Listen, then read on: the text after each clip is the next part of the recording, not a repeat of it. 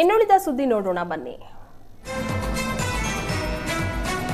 ಕೇಂದ್ರ ಸರ್ಕಾರ ಜಾರಿಗೆ ತಂದಿರುವ ವಕ್ಫ್ ತಿದ್ದುಪಡಿ ಕಾಯ್ದೆ ವಿರೋಧಿಸಿ ಮುಸ್ಲಿಂ ಪರ್ಸನಲ್ ಲಾ ಬೋರ್ಡ್ ರಾಜ್ಯಾದ್ಯಂತ ಮಾನವ ಸರಪಳಿಗೆ ಕರೆ ನೀಡಿತ್ತು. ಆ ಹಿನ್ನೆಲೆಯಲ್ಲಿ ಉಡುಪಿ ಜಿಲ್ಲೆಯಾದ್ಯಂತ ಶುಕ್ರವಾರ ಜುಮ್ಮಾ ನಮಾಜಿನ ನಂತರ ಮಸೀದಿಯ ಸಮೀಪ ಮುಸ್ಲಿಮರು ಮಾನವ ಸರಪಳಿಯನ್ನ ಸಂಘಟಿಸಿದ್ರು.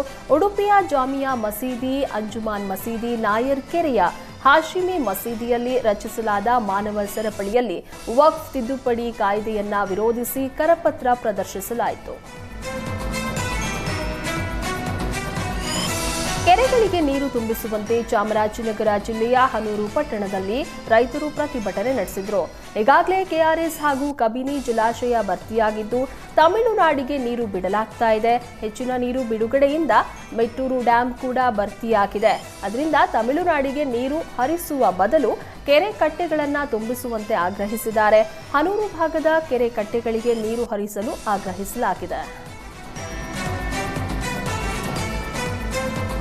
ಕಾಡಿನಿಂದ ಕಾಫಿ ತೋಟಕ್ಕೆ ನುಗ್ಗಿದ ಕಾಡಾನೆಗಳ ಹಿಂಡು ಇಡೀ ಮನಸ್ಸೋ ಇಚ್ಛೆ ಓಡಾಡಿ ತೋಟಕ್ಕೆ ಹಾನಿ ಮಾಡಿದೆ.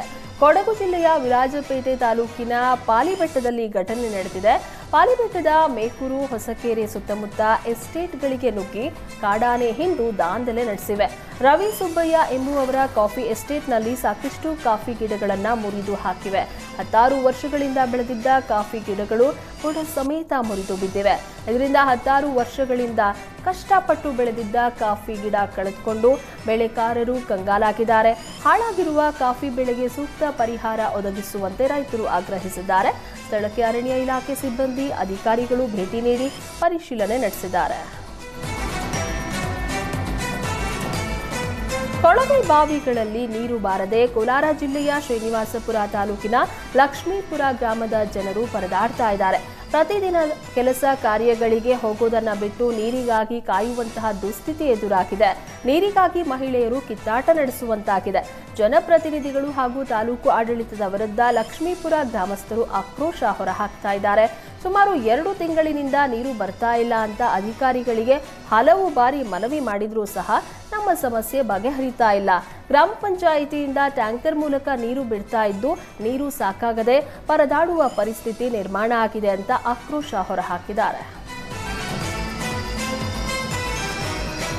ಗೋವಾ ಭಾಗದ ಅನಮೋಡ ಘಟ್ಟ ಭಾಗದ ರಾಷ್ಟ್ರೀಯ ಹೆದ್ದಾರಿಯಲ್ಲಿ ಬಿರುಕು ಬಿದ್ದಿದೆ. ದೂದ್ಸಾಗರದ ಬಳಿ ದೇವಾಲಯದ ಕೆಳಗೆ ರಾಷ್ಟ್ರೀಯ ಹೆದ್ದಾರಿಯಲ್ಲಿ 50 ಮೀಟರ್ನಷ್ಟು ಬಿರುಕು ಬಿಟ್ಟಿದೆ. ಯಾವುದೇ ಕ್ಷಣದಲ್ಲಿ ಭೂಕುಸಿತ ಸಂಭವಿಸುವ ಸಾಧ್ಯತೆ ಹೆಚ್ಚಾಗಿದೆ. ರಸ್ತೆ ಮಧ್ಯದವರೆಗೂ ಬ್ಯಾರಿಕೇಡ್ ಅಳವಡಿಸಿ ಗೋವಾ ಪೊಲೀಸರು ಸಂಚಾರಕ್ಕೆ ಅನುವು ಮಾಡಿಕೊಟ್ಟಿದ್ದಾರೆ. ಗೋವಾ ಪಿಡಬ್ಲ್ಯೂಡಿ ವತಿಯಿಂದ ಬಿರುಕು ಬಿಟ್ಟ ರಸ್ತೆಯ ಮೇಲೆ ಕಾಂಕ್ರೀಟ್ ಫಿಲ್ಲಿಂಗ್ ಮಾಡಿ ಒಂದು ಬದಿಯಿಂದ ವಾಹನ ಸಂಚಾರಕ್ಕೆ ಅನುವು ಮಾಡಿಕೊಡಲಾಗಿದೆ. ಗೋವಾದಿಂದ ಕರ್ನಾಟಕಕ್ಕೆ ದಿನಕ್ಕೆ ಸಾವಿರಾರು ಲಘು ಹಾಗೂ ಘನ ವಾಹನಗಳು ಇಲ್ಲಿ ಸಂಚಾರ ಮಾಡ್ತವೆ. ಒಂದು ವೇಳೆ ಈ ಭಾಗದಲ್ಲಿ ಕುಸಿತ ಆದರೆ ಅರ್ಧ ಹೆದ್ದಾರಿ ನೇರ ಪ್ರಪಾತಕ್ಕೆ ಉರುಳುವ ಸಾಧ್ಯತೆ ಇದ್ದು ಎಚ್ಚರ ವಹಿಸಬೇಕಾಗಿದೆ.